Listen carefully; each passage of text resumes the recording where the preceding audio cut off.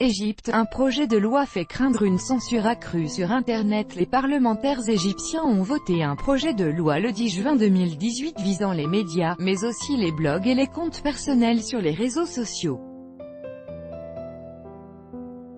Reuters, Éric Taillère, file au nom de la lutte contre les fausses nouvelles. L'Égypte se prépare à brider fortement la liberté d'expression des utilisateurs de réseaux sociaux. Ce projet de loi approuvé le 18 juin dernier en première lecture vise principalement les médias égyptiens, mais aussi les sites personnels, les blogs individuels ou les comptes de particuliers sur des réseaux sociaux, et notamment tous les internautes qui seraient suivis par plus de 5000 abonnés. Le texte n'attend plus qu'une dernière approbation du Parlement avant sa promulgation par le président Abdel Fattah al-Sisi.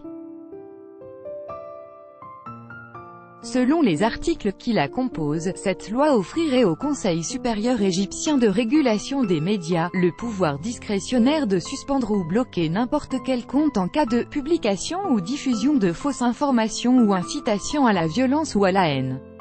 Arrestations. Ces derniers mois, les services de sécurité ont procédé à des arrestations de dissidents, blogueurs, journalistes et internautes accusés d'appartenir à une organisation terroriste ou de diffuser des fausses nouvelles. Parmi les personnes arrêtées figurent le blogueur Wael Abbas, ou encore un humoriste sur YouTube, Shadi Abou Zeid.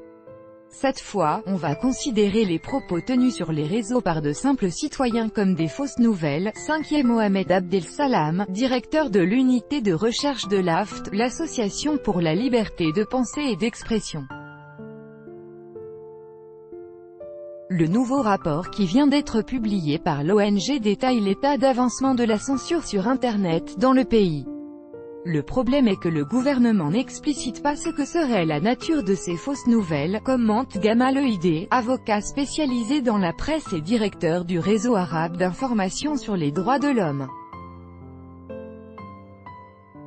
Liberté de la presse au plus bas. Selon de nombreux activistes, cette nouvelle loi ne servirait qu'à légitimer des pratiques déjà existantes.